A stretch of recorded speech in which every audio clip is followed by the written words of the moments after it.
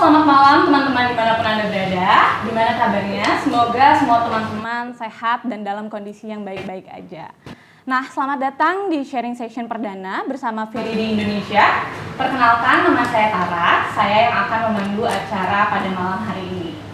Tapi pastinya saya nggak sendirian hari ini. Saya sudah bersama dua narasumber yang hebat. Sudah bersama kita Bapak Dian Sidia Budiman, seorang arsitek dan founder Arsitektonik, juga seorang akademisi di Universitas Tarumanegara Jakarta. Juga di tengah-tengah kita ada Bapak Eko Priharseno, seorang desainer interior sekaligus founder ID Design Interior Bureau. Also, thanks to our media partner at arcade.id dan seputar Arsi yang sudah mewujudkan acara pada malam hari ini. Dan sekarang, seperti yang teman-teman bisa saksikan juga, kita semua telah berkumpul di tempat yang luar biasa cantik ini. Terima kasih kepada Migrant Living Kemang yang telah menyediakan ruang dan latar yang sangat indah. Nah, pada sharing session perdana hari ini, kami hadir dengan topik yang luar biasa menarik, yaitu Designer Choices on Sustainable Building Materials, atau pemilihan material berkelanjutan dari sudut pandang para desainer. Nah, seperti yang udah kita ketahui nih, banyak kerusakan yang terjadi pada lingkungan yang kita tinggali saat ini, bahkan kerusakannya kian parah setiap harinya. Hal tersebut juga terjadi salah satunya karena tingkat pembangunan yang tinggi yang tidak dibarengi dengan prinsip sustainability atau keberlanjutan. Seperti penggunaan bahan-bahan atau material yang tidak ramah atau bahkan berbahaya bagi lingkungan. Nah, malam ini kita akan membahas seputar topik menarik tersebut, terutama gimana sih kita dapat mewujudkan pembangunan yang berkelanjutan dengan menggunakan bahan-bahan atau material yang ramah lingkungan. Nah, sebelum kita mulai, Pak Eko, Pak Dian, teman-teman semua dapat mengajukan pertanyaan seputar topik kita pada malam hari ini melalui Instagram comment live section, baik dari Instagram @viridi.indonesia, @migrantsurface, @arsitektonik, ataupun @idinterior. Ajukan dulu pertanyaan teman-teman, sabar sebentar karena pertanyaan teman-teman akan kita diskusikan di akhir acara. Nah, untuk yang pertama nih Pak Dian dan Pak Eko, saat kita ingin memulai untuk mendukung pembangunan yang berkelanjutan nih, sustainability, dan kita memutuskan untuk memulai dari menggunakan material-material yang ramah lingkungan pastinya ya.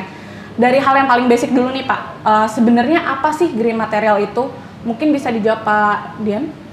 Oke, mungkin ini sedikit sharing ya. Jadi green material itu lebih kepada material-material yang telah tersertifikasi oleh Green Building Council Indonesia. Nah, kriterianya apa saja? Itu bermacam-macam. Jadi dari mulai tahapan produksinya gitu ya, terus kemudian embodied energy atau energi yang digunakan dalam memproduksinya, kemudian energi yang digunakan untuk mendistribusikannya, dan termasuk sampai dengan instalasinya. Lalu kemudian carbon footprint yang ditimbulkan, tingkat racun, kandungan racun dalam material tersebut gitu. Jadi itu adalah material-material yang telah tersertifikasi dan telah lolos dari uji-uji yang berkaitan tersebut gitu. Kira-kira begitu kan. Berarti itu udah bisa jadi salah satu garis besar membedakan antara material yang biasa ya Pak, material pada umumnya dengan material green material gitu ya. Nah, green material ini dengan material yang ramah lingkungan gitu ya Pak. Selain kata ramah lingkungan ini sendiri, sebenarnya apa sih Pak keunggulan dari green material itu? Oke, kalau keunggulan dari green material yang pertama karena dia salah satu persyaratannya itu sedikit carbon footprint yang dihasilkan untuk menggunakan material itu sedikit, maka material itu mudah didapat tentunya karena berada di sekitar dari, kita, dari di lingkungan kita ya, lingkungan proyek lah paling enggak gitu ya. Nah, itu salah satu keunggulannya. Keunggulan kedua, material ramah lingkungan itu dia bisa didaur ulang sehingga jika setelah selesai masa penggunaannya atau usia pakainya itu bisa digunakan untuk material lain. Kira-kira begitu. Nah, kalau kita ngomongin carbon footprint nih Pak, mungkin antara Pak Dian atau Pak Eko kira-kira bisa menjawab juga sama-sama. Nah, sebenarnya ketika kita bicara tentang carbon footprint, mungkin itu nanti kaitannya dengan kontribusi dari si green material ini sendiri kepada kita si pengguna gitu. Sebenarnya sejauh apa sih Pak efisiensi atau kontribusi si green material terkait dengan dampaknya terhadap lingkungan kita? Ini pertanyaan menarik ya. Jadi maksudnya kalau misal bagaimana dampaknya terhadap lingkungan ya. Ya tentu dengan inisiasi yang dilakukan sekarang, yaitu inisiasi green building, itu masyarakat dalam hal ini memiliki kesadaran untuk mengurangi jumlah jejak karbon yang ada di lingkungan. Seperti yang kita ketahui, jejak karbon itu merupakan salah satu penyebab utama perubahan iklim yang terjadi. Gitu ya, itu mungkin pandangan dari saya. Tapi mungkin dari Pak Eko ada tambahan, Pak Eko. Iya, kalau saya mungkin dari segi interiornya lah ya, saya melihat bahwa sebenarnya memang carbon footprint dan terutama ya kita bicara carbon footprint ya, itu satu hal yang sangat temanya sangat general dan sekarang tuh lagi cukup banyak di ini kan. Jadi kalau dari sisi kami memang di ID kita tuh sangat concern sebenarnya, kalau dari sisi saya kita sangat concern. Jadi suatu hal yang selalu kita push ke klien untuk bisa memahami bahwa kenapa kita harus memiliki kesadaran untuk begini, kenapa itu kita selalu kita berikan. Dan tadi Pak Dian ngomong sedikit mengenai kelebihan itu juga kita utamakan gitu. Jadi mereka orang awam itu dapat memahami kenapa interior atau desainer itu bisa memilih untuk menggunakan material-material yang green gitu, yang memiliki carbon footprint yang lebih rendah. Itu kita berikan, jadi ada sedikit semacam kayak sedikit sharing knowledge lah kepada klien-klien kita. Kalau dari saya sih itu di interior. Nah, sharing knowledge mungkin itu salah satu yang terpenting juga, Pak. Mungkin sekarang audiens kita bukan cuma yang mungkin lagi kuliah atau orang awam, atau mungkin mereka praktisi juga nih, Pak. Kira-kira kalau dari Pak Eko dan mungkin nanti Pak Dian, kira-kira ketika datang ke klien, kita suntikan pemahaman bahwa kita harus pakai green material loh gitu. Itu kira-kira sharing knowledge apa sih yang Pak Eko dan Pak Dian sampaikan kepada klien itu sendiri atau owner atau gimana, Pak, kira-kira? Saya dulu, lo. Please. Silakan. Gua dulu ya. Please go ahead. Jadi kalau kita tuh sebenarnya begini ya. Saat ini ada beberapa entry pintu masuk kepada klien itu ada dua hal, budget dan warna lah kira-kira tuh dari segi desain tuh masuk gitu. Segi desain masuk tapi harga nggak masuk tuh juga kadang-kadang jadi walaupun dibilang green tapi juga nggak mau gitu ya, karena itu emang salah satu key pointnya gitu. Nah biasanya kita memberikan semacam kelebihan-kelebihan lain yang tidak terelakkan gitulah, bahwa memang itu ada kelebihan-kelebihannya. Contoh, kalau material alam yang kadang-kadang proses, nah ini masalahnya, material alami ini banyak proses-proses itu menggunakan cara yang sustainability, yang sustain. Jadi misalkan masih tembang sembarangan, jadi banyak hal-hal yang ada kimianya terlalu banyak. Jadi itu yang kita utarakan ke klien. Paling gampang yang saya bisa jelaskan adalah bahwa dengan menggunakan material yang sustain, sebenarnya keuntungannya adalah bahwa penggunaan ini memang tepat. Artinya dari segi kesehatan juga sudah dipikirkan. Satu. Yang kedua adalah material yang yang memiliki karakter sustainability ini adalah material-material baru. Boleh dibilang the last material terakhir abad inilah gitu ya. Yang semuanya itu selain memikirkan tentang bagaimana produksi dan bagaimana green factor-nya, juga memikirkan bagaimana instalasinya. Nah, itu yang kadangkala nggak dimiliki oleh material-material lain yang alami. Contohnya seperti kayak kayu, grid ceiling. Kan kalau kita pakai kayu ya udah kayu seberat-berat itu kita taruh di ceiling. Nah, ini dengan material baru ini kayak lebih tipis, lebih mudah ininya. Jadi akhirnya implikasi itu kemana-mana, harganya lebih murah, pemasangan lebih gampang, dia green, dia apa, jadi kelebihannya jadi multiple. Itu yang menarik dan itu yang seringkali saya edukasi sedikit lah ke. Memang ada sideways-nya. Kadang-kadang tuh ada beberapa material yang look to plastik gitu loh Pak Dian. Ada beberapa tuh yang kelihatannya kayak nggak real gitu. Nah itu yang kadang-kadang mereka. Tapi ada klien saya yang mau bela-belain lah untuk menggunakan material yang lebih green, karena menurut mereka ya kita harus bertanggung jawab. Nah kalau tipe klientel yang udah sadar gampang, tapi kalau yang belum sadar nih ya kita mesti ngelihat dari mana kita masuknya gitu, manuvernya. Betul, mau dari budget ya, atau mau dari kesadarannya, dari cara pasangnya. Sedangkan biasanya inovasi itu yang justru mahal ya Pak? Betul gitu, itu kan perlu ada R&D-nya, itu nggak murah saya rasa gitu. Kalau dari Pak Dian sendiri gimana nih Pak? Ya, kurang lebih mirip ya dengan Pak Eko tadi ya. Cuma mungkin yang perlu saya tambahkan, kalau untuk mengedukasi klien itu perlu diberikan kesadaran bahwa material yang dia gunakan itu tidak hanya digunakan dalam waktu beberapa tahun yang singkat saja. Material itu kan mesti everlasting ya, kayu gitu. Nah, usia pakai di bangunannya berapa tahun, sedangkan usia untuk menumbuhkan tanamannya sampai bisa dipotong sebegitu kan itu pasti ada backlognya. Nah, itu yang mungkin saya belum mesti lagi umur kayunya kena rayap nah kenapa itu ya. dia dipakai di bangunannya usianya nggak sepanjang numbuhinnya kan, jadi selalu kekurangan. Nah, mungkin adanya alternatif material-material baru ini bisa mengisi kekurangan-kekurangan yang ada tadi. Nah, itu yang kita coba jelasin sih, kurang lebih mirip lah dengan apa tadi Pak Eko sampaikan. Nah, pertanyaan selanjutnya mungkin bisa dijawab juga nih oleh Pak Eko dan Pak Dian. Dalam aspek baik itu interior gitu ya, kalau dari ID dan maupun secara eksterior atau keseluruhan ya Pak, gimana sih atau apa ada hal khusus yang harus dipertimbangkan dalam pemilihan material-material ini gitu Pak? Kalau dari pengalaman Pak Dian dan Pak Eko sendiri gitu. Please, Pak Eko. Silakan. Hal khusus ya, kalau saya karena menurut saya perkembangan akhir-akhir ini cukup menarik buat saya, perkembangan material. Teknologi itu terasa sekali makin memanjakan kita sebagai perencana untuk lebih mendapatkan suatu sistem-sistem baru, kemudian mekanisme baru. Teknologi ini membuat kita tuh jadi banyak pilihan. Itu bagusnya.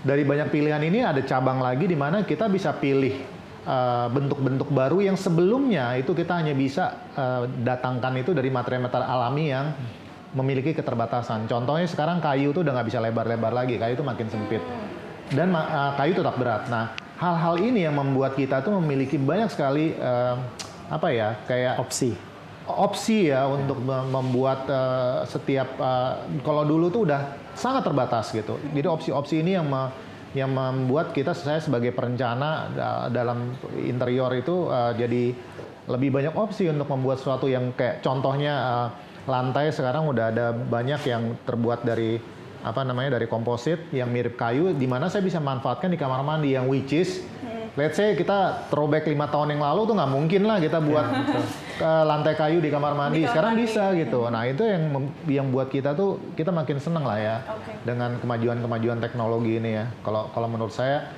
itu yang bisa saya lihat suatu kelebihan jadi range pilihannya juga makin luas ya. Makin luas gitu. Warnanya, motifnya, apanya segala macam, dan itu update-nya itu kalau kayu sejak kapan kayu jati berubah warna gitu ya kan, enggak kan. Kalau ini kan warnanya makin beragam dari jenis contohnya gitu. Setiap bulan tuh bisa keluar new color, new material, new pattern gitu. Nah, itu yang membuat kita tuh excited dengan saat inilah gitu. Justru yang jadi pertimbangan dalam pemilihan materialnya justru tipe-tipenya ya Pak, variasinya, inovasinya ya. Kalau Pak Dian sendiri gimana Pak? Ya, kalau saya selalu percaya ya bahwa kalau kita mendesain itu kemampuan atau kreativitas desain, khususnya desainernya dalam hal ini mungkin arsitektur, itu selalu terbatas dari pengetahuan materialnya atau istilahnya material library-nya. Nah, ya dengan adanya material-material yang ada sekarang, baik itu mungkin yang alami ataupun buatan, konsiderasinya secara general mungkin mirip ya. Mungkin yang saya garis bawahi itu adalah dengan material alami, kesulitan yang saya hadapi atau pertimbangan yang mungkin saya hadapi itu adalah saya tidak bisa menstandarisasi, Pak Eko. Ya, jadi ya namanya material alam, ibarat saya punya bambu satu pohon sebelahan aja saya tebang barengan, dua-duanya aja beda gitu. Ibaratnya seperti itu yang kita nggak bisa standarisasi ya. Nah, bagusnya saat ini dengan kemajuan teknologi, kemajuan zaman, material-material yang sudah buatan yang mulai bukan menggantikan ya, tapi memberikan alternatif itu lebih mudah distandarisasi. Jadi kita punya reliabilitas, warnanya lebih benar, kestabilan warna, terus reliabilitas daripada finishing, ukuran dan seterusnya. Ya itu sih pertimbangan yang memang saya pikirkan kalau untuk masuk ke dalam. Berarti sebenarnya kondisi sekarang material-material yang baru, material-material yang menjadi alternatif itu bukan menggantikan ya Pak ya? Dia hanya memberikan opsi saja gitu. Iya. Kenapa sih apa mungkin saat ini gitu ya dari Pak Dian atau Pak Eko masih menemukan nggak sih kira-kira klien yang benar-benar saya tetap maunya kayu gitu, sedangkan yang seperti yang kita ketahui ya real wood mungkin sekarang udah susah banget gitu dicari. Apakah masih ada gitu klien yang benar-benar saya maunya pokoknya tetap itu deh gitu, dan untuk menyelesaikan konflik itu gitu antara desainer dan klien kira-kira gimana Pak? Ya banyak sih, kita tuh memang romantism kayu ini sangat-sangat kuat karena kita mengetahui bahwa ini produk yang benar-benar tumbuh yang ini, jadi ada nilai-nilai itu, nilai romantism itu ada gitu. Tapi menurut saya generasi baru ini adalah generasi yang beda berpikirnya. Jadi kalau kita berikan kesadaran, kita berikan pandangan baru, mereka akan oh iya ya boleh juga ya gitu. Jadi menurut saya tidak sesulit karena pilihan, sekali lagi pilihan itu sangat menarik, sangat menggoda gitu loh, pilihan baru ini sangat menggoda. Menggodanya kenapa? Jadi misalkan kalau kita pakai kayu udah pasti kita punya weight penalty. Selain kalau kita kita nggak mikirin tentang kerusakan lingkungan, weight penalty-nya tinggi, berarti bangunan tuh makin harus kuat, makin structure makin gede-gede. Sementara kalau kita pakai composite material, jadi ongkosnya lebih ringan, ngebangunnya lebih murah, lebih cepat, and so on itu kelebihannya itu akan banyak banget gitu. Jadi menurut saya ini sebuah ya lama-lama akan ketinggalan lah menggunakan ketinggalan zaman kayaknya gitu lama-lama. Oke. Kalau ini nih Pak, jadi pertanyaan juga ya, bicara soal real wood dan mungkin kayu komposit gitu. Ketika mungkin Pak Dian tahu gimana sih di lapangannya gitu ya, di kenyataannya. Ketika kita nih masih banyak orang-orang di luar sana masih banyak yang menginginkan menggunakan real wood. Ketika penggunaan real wood itu dijalankan secara massal, apakah sebenarnya itu aman untuk lingkungan kita sendiri gitu Pak? Apakah bukankah ya kalau kita berpikir secara logika, ketika penggunaan itu dilakukan secara massal, bukankah kita akhirnya menebang pohon mungkin atau menghabiskan energi-energi alami gitu? Apakah kita sudah harus memulai ada regulasi atau gimana sih Pak kira-kira? Apakah sudah benar-benar seharusnya kita berpindah, bukan hanya memiliki opsi, atau apakah kita sudah harusnya berpindah ke alternatif lain yang tadi disebut Pak Eko dan Pak Dian itu menarik, gimana Pak? Oh ya, kalau dari saya sebetulnya saya tetap akan memberikan opsi ya, karena begini, karena walaupun menggunakan material kayu asli, kan juga nggak harus nebang pohon baru, bisa saja menggunakan reclaim, reclaim, atau timber ya, reclaim timber. Tetapi cost-nya nggak lebih murah daripada virgin material ya. Nah itu satu hal, karena kan mereka ada pekerjaan bongkar dan ada pekerjaan angkut dan ada pekerjaan pasang kembali. Nah ini yang menyebabkan material itu sebetulnya bisa, tapi nggak akan lebih murah, itu satu hal. Yang kedua, kalau kita tidak membicarakan, secara harganya tidak kita bicarakan ya. Masalah. Nah material-material yang komposit sekarang ini juga kan ada ya, misalkan yang menggunakan memang dari bahan dasarnya itu bukan virgin material, melainkan recycle semua. Dan itu juga menurut saya itu menarik gitu. Nah itu akan menjadi opsi satu lah ibaratnya begitu. Nah tetapi juga kita perlu ingat bahwa tadi yang dikatakan benar, bahwa sekarang market itu sudah shifted, sudah shifting ya, artinya yang punya rumah atau yang lagi mau desain rumah, yang mau bangun rumah itu generasinya udah geser nih. Misalkan contoh lah ya, kita bilang mungkin generasi milenial sekarang gitu ya. Nah itu yang kemudian bisa diberikan edukasi karena mereka itu mungkin lebih banyak lebih banyak browsing atau jadi punya kesadaran lebih. Mungkin gitu. Pemikirannya, mindsetnya udah lebih terbuka gitu ya. Ya, saya bilang begitu. Oke. Terus apakah ada ketika kita sudah mau memilih nih, saya akan menggunakan green material nih, saya akan menggunakan material-material yang ramah lingkungan. Nah, kendalanya apa Pak? Mungkin dari Pak Eko bisa sebutin dari aspek interior, dan Pak Dian bisa secara keseluruhan. Gimana Pak? Kendalanya mungkin kalau saya bilang ya, tidak semua material yang menggunakan yang green itu murah. Seringkali lebih mahal daripada material-material yang biasa. Jadi contohnya dari screen misalkan gorden gitu ya, yang kategori-kategori green yang terutama yang roller, yang tidak menggunakan plastik, yang tidak mengeluarkan gas, racun itu jauh lebih mahal daripada yang mengeluarkan racun. Jadi contoh gitu roller blind gitu. Jadi hal-hal kecil itu jadi ada beberapa tuh justru dia lebih mahal. Jadi memang kita mau spending karena kita tahu manfaatnya dari menggunakan material yang green sebenarnya. Karena di green itu di dalam situ juga mengandung tadi Pak Dian udah bilang bahwa itu ada unsur kesehatannya juga harus memenuhi. Secara kesehatannya segini, menggunakan racun itu lebih kurang dari sini, itu banyak itunya gitu. Nah, yang orang kadang nggak tahu. Jadi sebenarnya sih soal pengetahuan sebenarnya. Tapi di sisi lain, sudah ada beberapa brand-brand yang saat ini udah di depannya ID ini, mereka udah kasih sampel ke kita juga. Wah, ini udah mirip banget sama kayu. Finishingnya, teksturnya, sisi keterangan, refleksinya, itu udah mirip banget gitu. Jadi, dan harga juga hampir sedikit lebih murah bahkan. Kalau dihitung cara pasangnya lebih murah lagi. Jadi material yang murah, yang sedikit lebih murah itu kalau di-compare dengan material yang material jadul lah gitu. Kemungkinan lebih murah, misalkan kayak dinding bata gitu, lebih murah. Tapi masangnya lebih mahal per meternya kalau dijadikan dengan semen dengan ya kan gitu ya. Tapi kalau material komposit ini masangnya cuma besi doang kosong dalam, akan lebih murah gitu. Secara per meter persegi in total dikombinasi dengan cara pasang dia akan bisa lebih murah dan lebih cepat ya Pak. Lebih cepat. Kalau dulu kan buat rumah berapa tahun? 2 tahun kali ya. Iya. Sekarang buat rumah tuh dengan material baru bisa setahun bahkan bisa bulanan gitu. Kayak di Amerika udah hitungan 4 sampai 6 bulan. 6 bulan ya. Di Singapura aja buat orang kaget kalau buat rumah itu setahun. Biasanya less than that.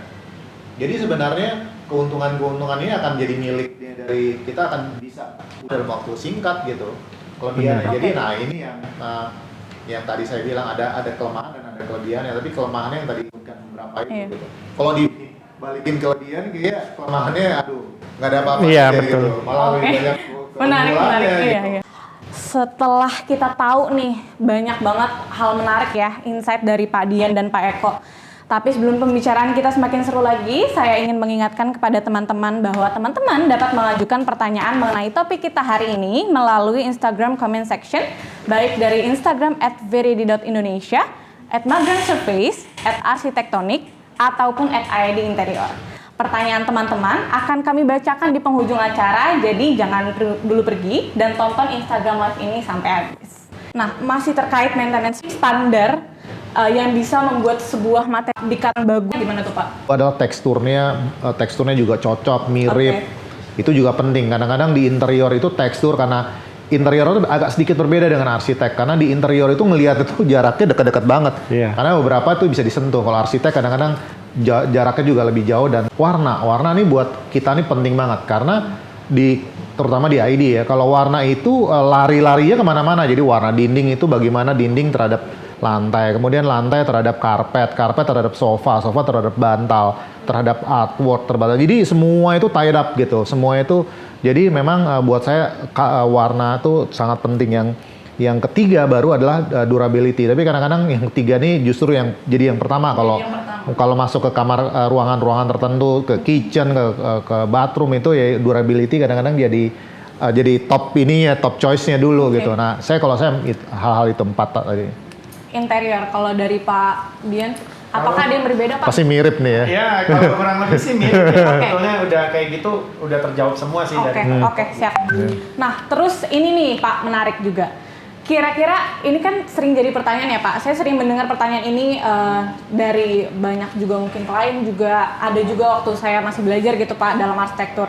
Kira-kira better yang mana Pak? Bahan material dengan harga murah, kualitasnya oke lah. Tapi maintenance-nya sulit, atau sebaliknya harganya mahal, kualitasnya oke, luar biasa gitu ya, tapi maintenance-nya terbilang mudah atau bahkan mungkin mendekati zero. Better yang mana Pak? Nah, kalau yang pertama, kalau yang rajin gosok-gosok di rumah boleh deh. Kalau tiap hari kerjanya tuh mau ngebersihin boleh deh gitu. Kalau komit mau ngebersihin ya Pak? Ngebersihin itu boleh aja, nggak apa-apa gitu. Kalau saya sih lebih milih yang kedua ya. Waktunya kita bisa ngapain kayak gitu, kita ambil waktu untuk bisa lebih ke full hour life daripada kita setiap hari ngebersihin aja gitu. Kalau saya sih. Rata-rata kenapa sih Pak? Mereka mungkin nggak mau spend money-nya di depan atau gimana? Iya, sebetulnya tadi yang saya jelaskan. Jadi mereka itu mungkin belum paham ya, atau belum teredukasi dengan baik itu pada saat pemilihan material awalnya. Contohnya gini, kita project jangan rumah deh, kita bicara hotel ya.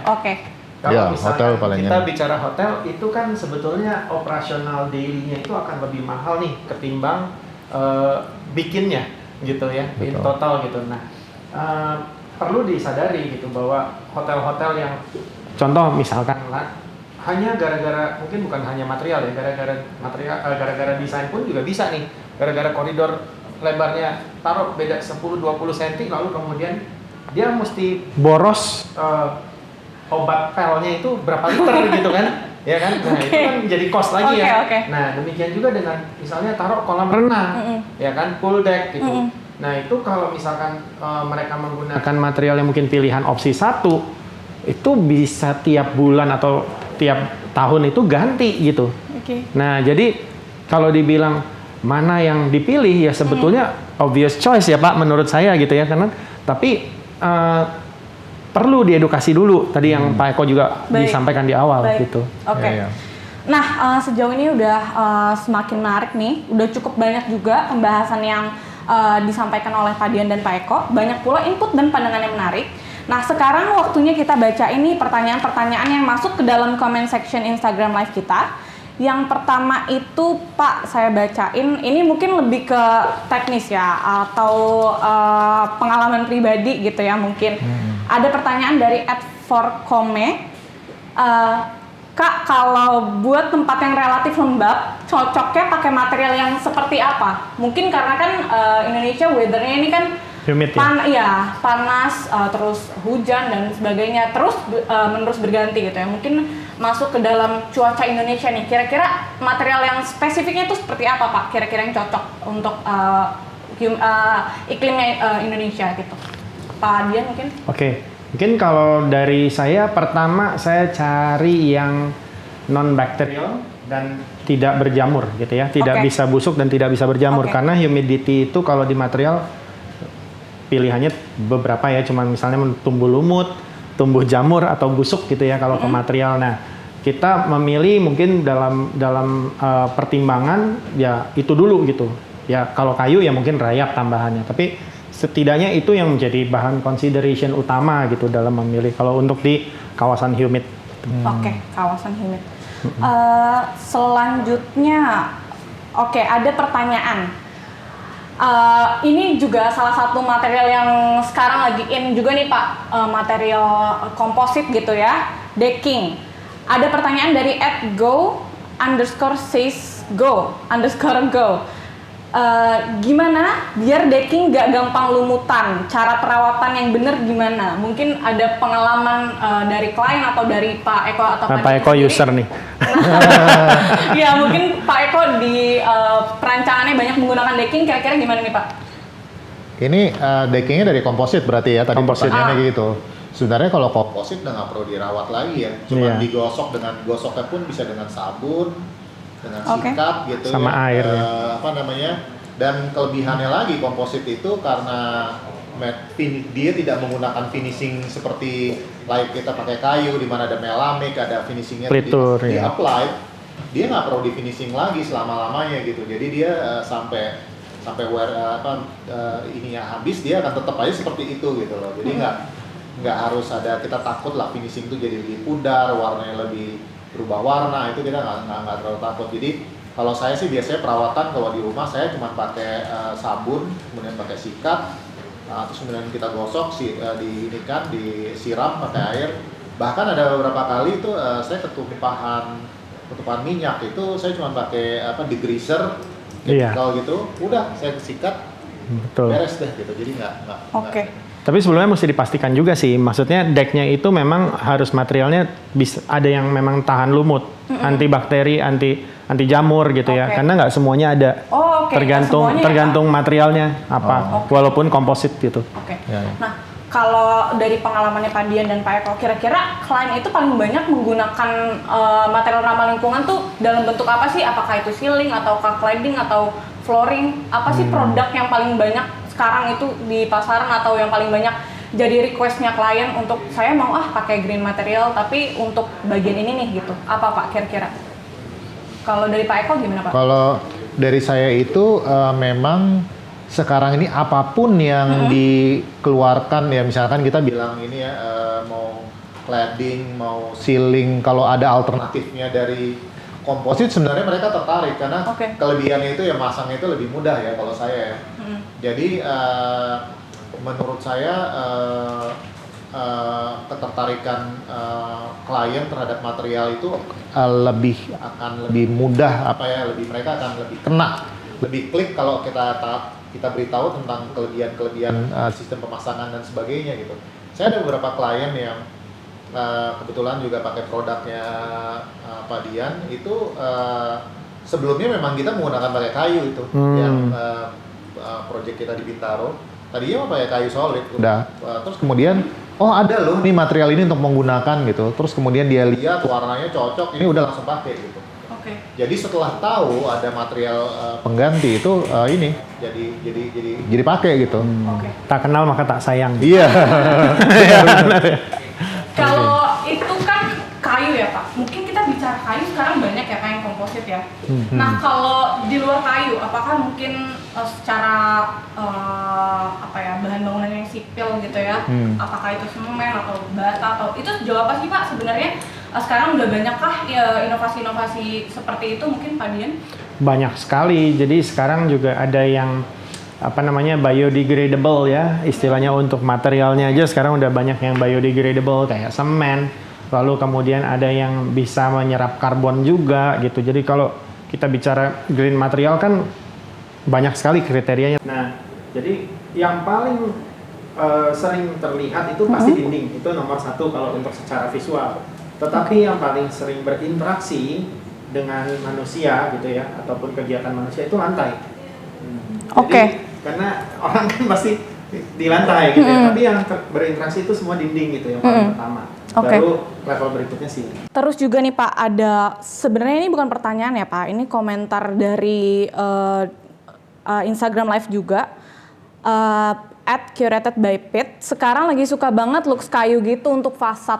Nah, sejauh apa kira-kira inovasi di Indonesia, teknologinya dan klien seperti biasanya tuh maunya yang kayak apa sih Pak? Kalau untuk komposit sendiri apakah ya sekedar kayu lah yang mirip-mirip kayu? Mungkin ada looks-looks lain yang secara spesifik saya maunya yang kayak gini. Biasanya kayak gimana? Mungkin bisa jadi pertimbangan teman-teman juga yang mau memutuskan untuk menggunakan material ramah lingkungan. Gimana Pak Eko? Silakan Pak. Jadi memang kalau secara tren sekarang ya, material kayu di penggunaan kayu di luar ini emang benar-benar lagi di luar bangunan ya, sebagai bahan bangunan ini bahan luar bangunan ini memang lagi tinggi-tingginya gitu, lagi ngetren banget. Lagi nge-in banget Pak. Lagi in banget gitu. Semua ngelihat bidang-bidang coklat di depan rumah tuh kayak keren banget gitu. Emang keren banget. Karena ada trennya Skandinavia, trennya negara 4 musim nih lagi disukain di sini. Nah itu menurut saya gitu. Tapi satu hal yang sebenarnya yang perlu kita ketahui bahwa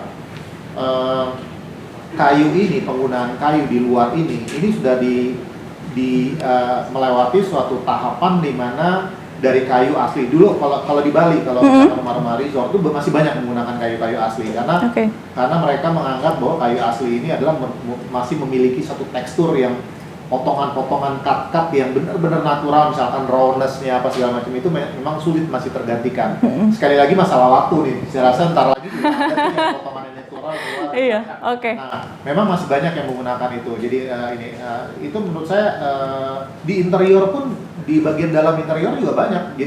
Jadi memang ada satu karakter di mana inside outside ini juga lagi ngetren. Jadi rumah di dalam tapi berasanya kayak di luar. Jadi material yang di luar ini udah mulai masuk ke dalam juga gitu. Mungkin Pak Dian bisa cerita tuh ya. Itu stylenya mungkin masuknya ke industrial ya. Iya. Jadi kalau kayu-kayu yang disukai mungkin teksturnya kayu-kayu keras ya Pak Eko ya. Mungkin yang jenisnya tipe-tipe hardwood itu kayak teak, oak, itu kan uratnya yang memang disukai. Cuma mungkin yang teman-teman juga mungkin nggak sadar gitu bahwa semakin bagus urat kayunya artinya semakin tua pohonnya. Karena kan logikanya pada saat dia dipotong seperti ini, ini pohon, kemudian dipotong seperti ini, itu kan yang kita lihat urat itu adalah lingkaran umur. Lingkaran umur, betul. Iya. Kambiumnya ya Pak ya? Kambium, betul. Nah itu jadi semakin bagus dan semakin banyak, sayangnya itu semakin tua pohon yang dipakai. Itu sih mungkin tips saja. Nah ngomongin tren nih Pak, apa jangan-jangan sebenarnya materi ramah lingkungan ini cuma tren aja, atau sejauh mana sih kira-kira prediksi Pak Eko dan Pak Dian untuk masyarakat Indonesia atau masyarakat luas secara global gitu ya menggunakan materi ramah lingkungan ini gitu? Kalau menurut saya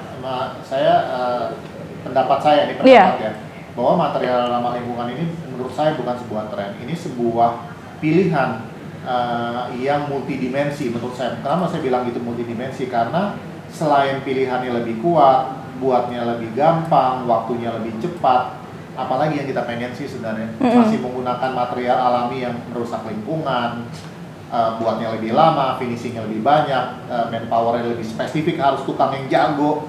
Kalau ini kan tukang yang baru di train 2 minggu juga udah bisa masang gitu kan. Menurut saya jauh, kelebihan itu tidak bisa dipungkiri lah. Jadi kalau menurut saya justru dengan material-material baru yang ramah lingkungan ini, tren-tren baru akan lebih cepat evolve-nya. Kira-kira gitu. Kalau yang dulu kan lama berubahnya, ya udah gitu aja.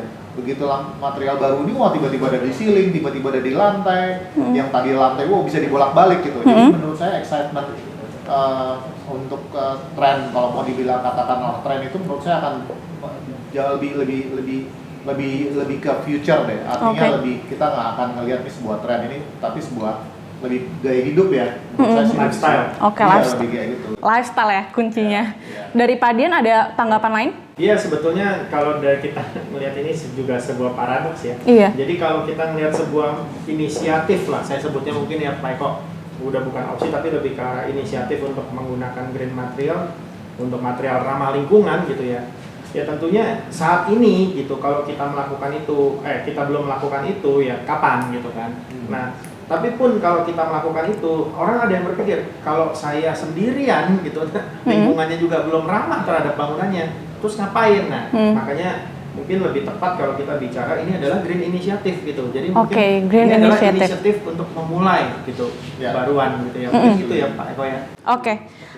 Pertanyaan terakhir Pak, ini juga masuk ke dalam teknis ya, masih ngomongin real wood juga nih. Dari pertanyaan dari @ain'thisgirl, kayu semakin tua, apakah semakin sulit maintenance-nya? Pak Dian bisa jawab?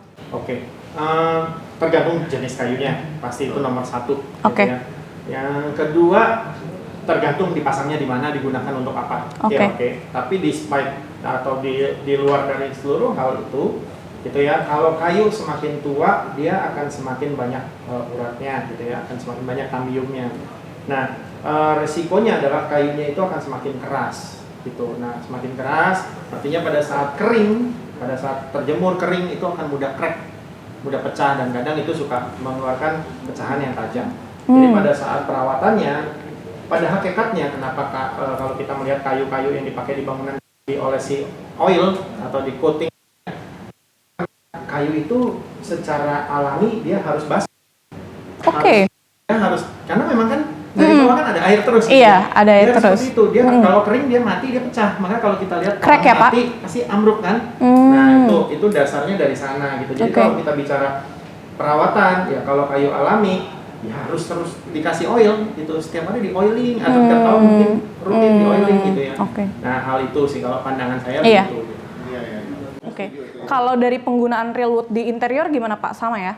Iya, kalau tadi ngomongin soal tipe kayu ya, sebenarnya ada juga tipe kayu yang lagi musim tahun-tahun kemarin tuh kayu besi. Itu banyak banget yang kayunya itu, kalau mau tahu yang lebar-lebar itu loh, yang biasa dijual kalau di Bali itu di pinggir buat bangku, buat itu yang lebar-lebar banget. Sebenarnya itu tipe kayu yang sangat cepat tumbuhnya. Jadi boleh dibilang tapi karena dia cepat tumbuhnya, kayunya itu density-nya nggak terlalu keras. Dia agak lembek kayunya. Jadi kalau tukang bilang nih kayu ini cepat banget dimakan merayap.